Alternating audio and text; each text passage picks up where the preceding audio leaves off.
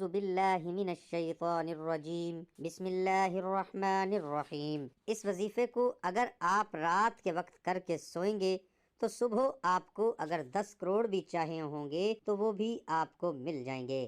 یہ وظیفہ آپ آج کر لو اور آخر تک سن لو۔ آج آپ کے سامنے قرآن پاک کی بہت مشہور سورت کا خوبصورت اور مجرب وظیفہ آپ کی خدمت میں پیش کرنے جا رہا ہوں۔ ایک ایسے عمل کے بارے میں بتانے جا رہا ہوں کہ اگر شام تک آپ لوگوں کو 10 لاکھ روپے کی ضرورت بھی ہوگی، 20 لاکھ کی بھی ضرورت ہوگی تو اللہ پاک آپ کو اپنے غیبی خزانوں سے عطا فرما دیں گے۔ تمام دوستوں سے گزارش ہے کہ ویڈیو کو مکمل دیکھیے گا۔ محترم ناظرین، جن کی میں بات کرنے جا رہا ہوں، یہ عمل آپ لوگوں نے رات کے وقت کرنا ہے۔ آپ لوگوں نے یہ خاص کلمات پڑھ لینے ہیں، کچھ خاص لفظ ہیں جو میں آپ کو بتانے جا رہا ہوں۔ ان کو آپ لوگوں نے پڑھ لینا ہے، انشاءاللہ صبح تک آپ کی ہر طرح کی مالی ضرورت پوری ہو جائے گی۔ جس قدر آپ کو پیسوں کی ضرورت ہوگی، دولت کی ضرورت ہوگی، رزق کی ضرورت ہوگی، اللہ پاک عطا فرما دے گا۔ ہمارے اپنے معاشرے میں، اپنے دوستوں میں، رشتہ داروں میں، گلی محلے میں اکثر ایسا ہوتا ہے کہ جب ہم دنیا کی چیز اور نعمتوں کے لحاظ سے اپنے سے اوپر والے کو دیکھتے ہیں تو دل و دماغ میں بس ان چیزوں کی باتیں چلنا شروع ہو جاتی ہیں کہ یہ میرے پاس ہونا چاہیے، فلاں کے پاس اتنا پیسہ ہے، اتنی دولت ہے، اتنی اچھی زندگی گزار رہا ہے، میرے پاس بھی یہ سب کچھ ہونا چاہیے۔ فلاں کے پاس اتنی خوبصورت رہائش گاہ ہے، میرے پاس بھی ہونی چاہیے۔ فلاں کے پاس اتنی شاندار سواری ہے، میرے پاس کیوں نہیں؟ فلاں بندہ مہینے کی اتنی تنخواہ لے رہا ہے، اتنے پیسے کما رہا ہے، مجھے کیوں نہیں مل رہے؟ اسی طرح کی بہت سی باتیں ہمارے دل و دماغ میں گھومتی رہتی ہیں، اور پھر کیا ہوتا ہے کہ وہ انسان دنیا کی ان چیزوں کی وجہ سے ہی الجھا رہتا ہے۔ کبھی اس کی زبان پر شکر کے کلمات آتے ہی نہیں۔ رسول پاک صلی اللہ علیہ وآلہ وسلم نے ہمیں بتایا ہے کہ دنیا کے بارے میں میں اپنے سے کمتر کو دیکھوں اور دین کے معاملے میں میں اپنے سے بلندتر کو دیکھوں۔ لیکن آج کام الٹا ہو چکا ہے کہ دنیا کچھ بھی نہیں، اصل زندگی تو وہی زندگی ہے جو آخرت کی زندگی ہے۔ بڑے بڑے اربوں پتی لوگ اس دنیا سے چلے گئے اور خالی ہاتھ گئے، کچھ بھی نہ ساتھ لے کر گئے، لیکن ہم انہی باتوں میں الجھے ہوئے ہیں کہ دوسرا ہم سے آگے کیوں نکلتا جا رہا ہے۔ دوستو، آج میں جو عمل آپ کو بتانے جا رہا ہوں، یہ عمل اتنی فضیلت والا ہے، اتنی شان والا ہے اور اتنی عظمت والا ہے۔ رات کے وقت سونے سے پہلے آپ نے یہ وظیفہ کرنا ہے، اپنے دونوں ہاتھوں کی انگلیوں پر اس کا ذکر کرتے رہنا ہے، تو صبح تک آپ کی ہر ضرورت پوری ہو جائے گی، چھوٹی ہو بڑی ہو، جس طرح کی ضرورت ہو، جس طرح کا آپ کا مقصد ہو، کے حوالے سے ہو، کاروباری حوالے سے ہو، وہ پورا ہو جائے گا۔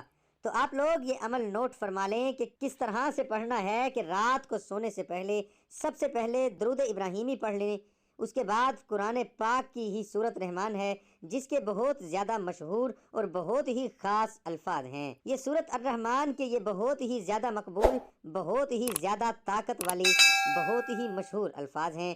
فَبِأَيِّ آلَاءِ رَبِّكُمَا تُكَذِّبَانِ۔ اس آیت کو آپ لوگوں نے صبح اٹھ کر اپنے دونوں ہاتھوں کی انگلیوں پر یہ تسبیح 100 مرتبہ پڑھ لینی ہے، جس طرح ہم اپنی دونوں ہاتھوں کی انگلیوں پر تسبیح پڑھتے ہیں، پہلے دائیں ہاتھ سے پھر بائیں ہاتھ پر، اسی طرح زبان۔ اس کو آپ لوگوں نے اپنے ہاتھوں کی انگلیوں پر یہ تسبیح پر صرف 100 مرتبہ پڑھ لینی ہے۔ جب آپ پڑھ لیں تو پھر اللہ پاک سے مانگ لیں جو مانگنا ہے، اللہ تعالیٰ صبح تک وہ مال آپ کی حاجت کو، مراد کو پورا فرما دے گا۔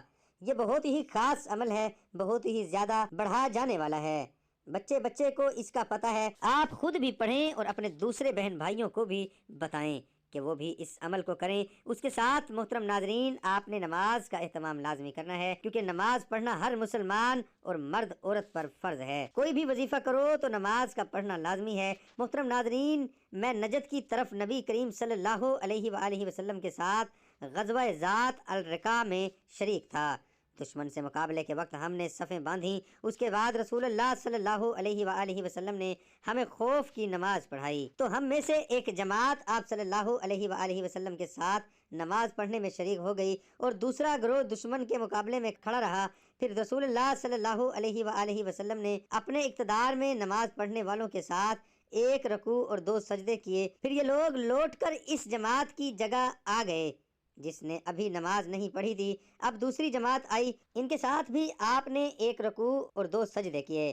پھر آپ صلی اللہ علیہ وآلہ وسلم نے سلام پھیر دیا۔ اس گروہ میں سے ہر شخص کھڑا ہوا اور اس نے اکیلے اکیلے 1 رکوع کیا اور 2 سجدے ادا کیے۔ جب جنگ میں لوگ ایک دوسرے سے گٹھ جائیں تو کھڑے کھڑے نماز پڑھ لیں۔ اور ابن عمر رضی اللہ عنہما نے نبی کریم صلی اللہ علیہ وآلہ وسلم سے اپنی روایات میں اضافہ اور کیا ہے کہ اگر کافر بہت سارے ہوں کہ مسلمان کو دم نہ لینے دیں تو کھڑے کھڑے اور سوار رہ کر جس طور ممکن ہو اشاروں سے ہی صحیح مگر نماز پڑھ لے۔ حضرت عمر رضی اللہ عنہ غزوہ خندق کے دن نماز کفارہ کو برا بھلا کہتے ہوئے آئے اور عرض کرنے لگے کہ یا رسول اللہ صلی اللہ علیہ وآلہ وسلم، سورج ڈوبنے ہی کو ہے اور میں نے تو ابھی تک عصر کی نماز نہیں پڑھی۔ اس پر حضرت صلی اللہ علیہ وآلہ وسلم نے فرمایا کہ بخدا میں نے بھی ابھی تک نہیں پڑھی۔ انہوں نے بیان کیا کہ پھر آپ بطحان کی طرف گئے جو مدینے میں ایک میدان تھا، اور وضو کر کے آپ نے وہاں سورج غروب ہونے کے بعد عصر کی نماز پڑھی، پھر اس کے بعد نماز مغرب پڑھی۔ دعا ہے کہ اللہ تعالیٰ میرا سنانا اور آپ کا سننا اپنی بارگاہ الہی میں قبول اور منظور فرمائے، آمین ثم آمین۔ تمام دوستوں سے گزارش ہے کہ اللہ تعالیٰ کے 99 ناموں میں سے ایک نام کمنٹ میں ضرور لکھیں۔